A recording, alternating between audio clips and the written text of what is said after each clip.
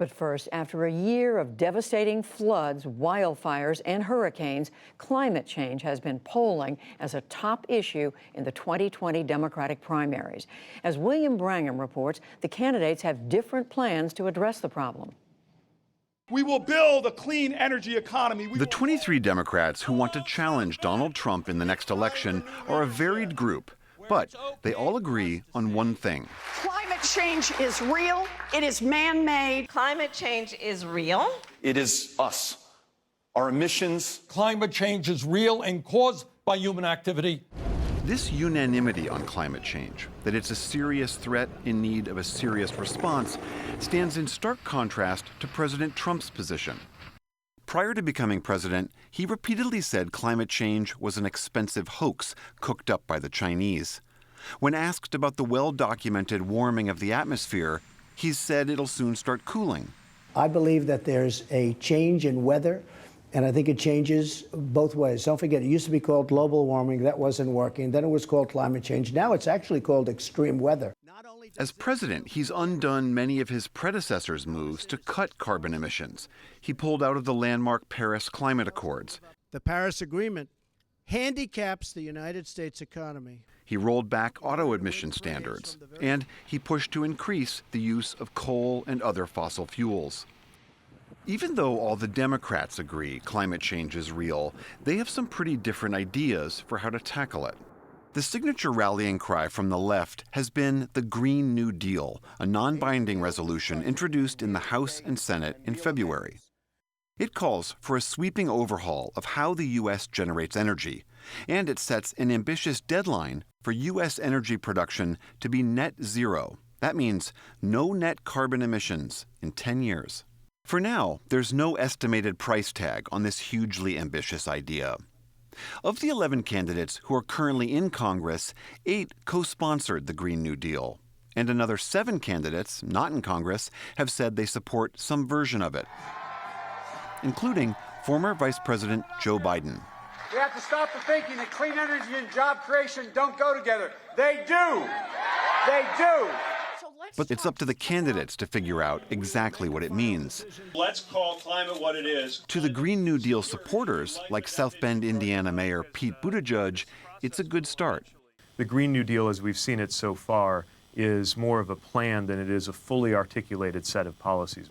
Not everyone in the Democratic field backs it. Former Maryland Congressman John Delaney says enacting the Green New Deal is about as realistic as President Trump saying Mexico will pay for a border wall. Other candidates voice different concerns with the plan. It was overloaded with other priorities, things like the federal jobs guarantee. I embrace a Green New Deal. I just think we have to have public-private partnerships if we're going to get there. By far, the most detailed plan for tackling climate change comes from Washington Governor Jay Inslee. Half measures are not good enough. He's made it his signature issue. Defeating climate change has to be the #1 priority of the United States. Inslee wants to invest $3 trillion in creating 8 million clean energy jobs. He's also calling for all power plants to be carbon neutral, all new cars to be electric, and all new buildings to be powered by green energy by 2030. He wants to hit net zero emissions by 2045. Biden, Congressman Delaney, Colorado Senator Michael Bennet, and former Texas Representative Beto O'Rourke have also put deadlines for achieving net zero emissions in their plans. It gets us to net zero greenhouse gas emissions by 2050, halfway there by 2030. Rob Stavins is an environmental economist at Harvard's Kennedy School. He supports the goals of many of these plans, but he says it may be harder to meet them than campaign rhetoric suggests. Well, things to think about for achieving those kind of ambitious targets for the year 2050 is that if you're driving in your car, you would not be stopping at a gasoline station. You would be stopping instead to plug it into an electrical outlet, because essentially 100% of the U.S. fleet would need to be on electric-powered vehicles of one kind or another.